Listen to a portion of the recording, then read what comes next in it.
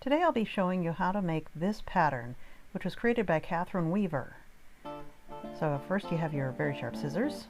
Mine were terrible. You have a stack of cards, and you have 3 colors. First I measured out roughly 2 yards because I need 2 yards for this bag that I'm making. And you figure out the best way to go around the loom, and that's about the end of the 2 yards. So it'll be a little extra long. That's okay.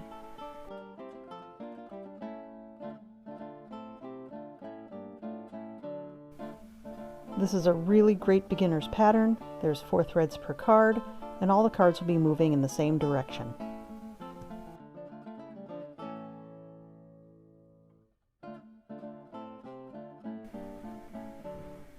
Follow your path. Make sure it doesn't catch, and then get very angry at your scissors. Last thread, follow the whole path, back to the beginning.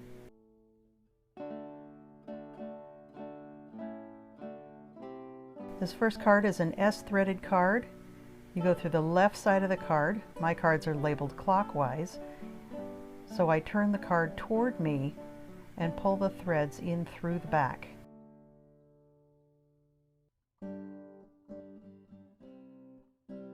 Once all 4 threads are through the card, I tie the beginning to the end. You will note that the yarns aren't tied to the pegs, they're tied around the pegs. This is a continuous warp, so the beginning and the end are tied together and they will slide around the pegs. I do a surgeon's knot, and then due to a shortage of my green yarn, I decided to skip card number 2 and just move on to card number 3.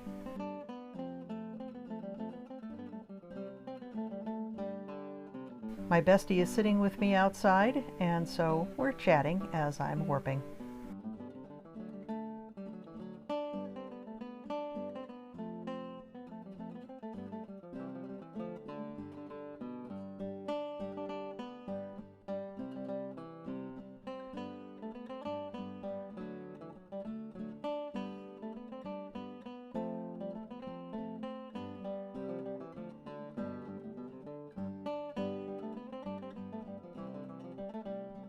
You'll also notice that I'm wearing regular clothes, not medieval clothes. This is for a bag that I'm finishing off for going to Sounders games. The stadiums require a clear plastic bag, and I thought that the strap was really boring. It's just a plain black nylon. So I thought I'd make one in team colors. This second card is also S-threaded, so it's threaded the same way. All 4 threads are through the back of the card. It has flipped here, so I will fix that in just a second. Tying another surgeon's knot,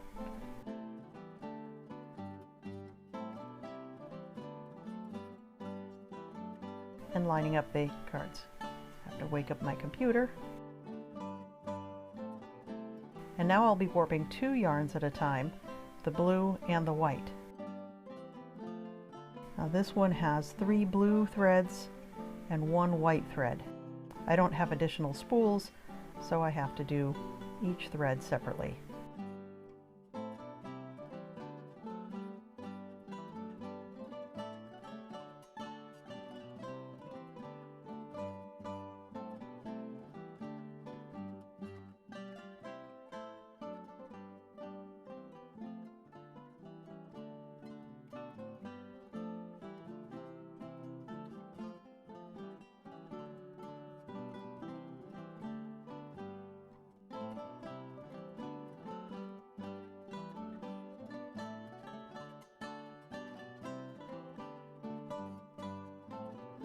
This next card is Z-threaded, so with the letters again facing me, the threads will go from the top of the card to the back of the card.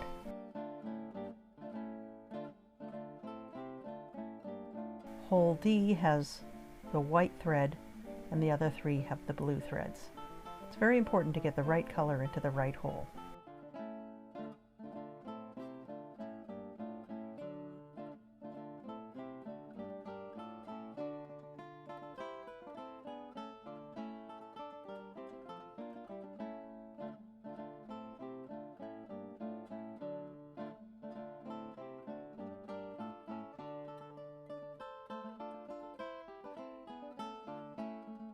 Card number 5 has 2 white threads and 2 blue threads.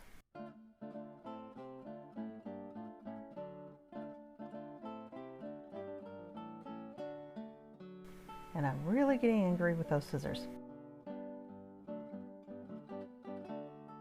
The dog you see wandering around in the background is my friend's dog Luna. She's about 2 years old and she's cute as a button.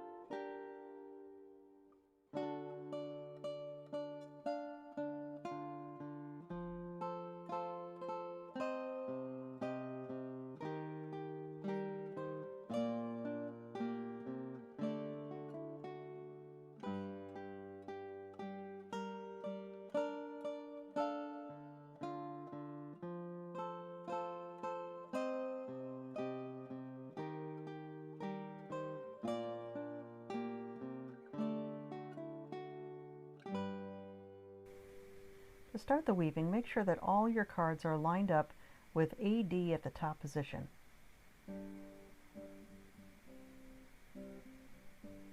Once those are lined up, you take your loaded up shuttle and you feed it in through the shed.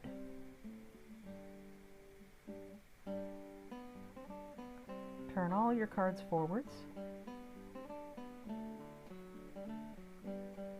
Feed the shuttle through the shed,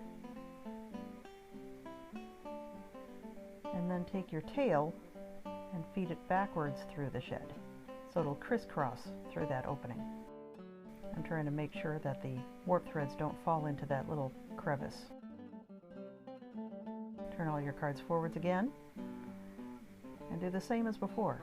Shuttle through one direction and the tail through the other direction.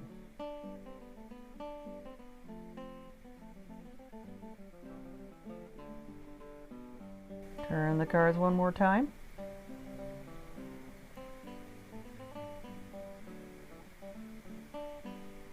Shuttle through and send the tail back through one last time.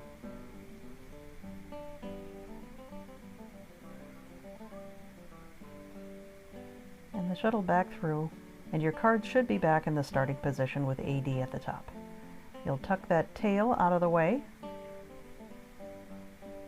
once you get it untangled from the shuttle. And then find something to keep the loom from slipping quite so much. I later improved it by adding sticky feet on the bottom. And now this very easy pattern is just turning the cards forward, repeatedly throwing the shuttle between. Throw the shuttle, pull the loop, and leave the loop behind.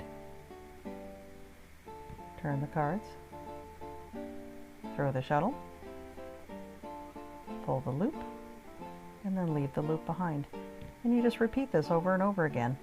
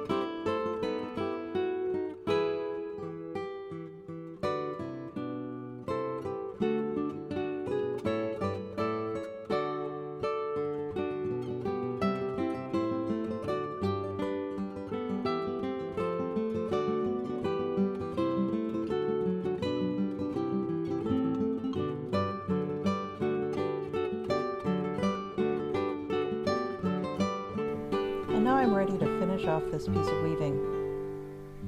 What I do is I stop, I put in a loop of thread, turn the cards, pass the shuttle through, carefully pull that loop, not the one I just put in, leave a loop behind,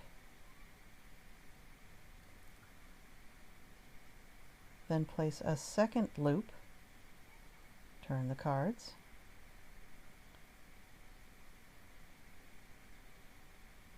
press, pull the weft, leave the weft loop behind, and add a third loop. You notice that the loops I'm inserting are in opposite directions. Pull the weft through, press, leave the loop behind, turn one more time, press, pull the weft thread through, leave a loop behind, and now I cut off my shuttle, pull that weft thread, feed it through the top loop. I'll leave a little bit of slack, a little more slack, and then I pull the weft through the previous pass. Then I can remove that loop, pull the thread all the way through. Put it through the second loop, again leaving some slack. Gotta find the ends. Pull the ends, and you'll pull your weft thread through the work again. And to fully anchor it one last time, feed it through that loop, pull it through, and now your end is fully anchored and it's not going to unravel.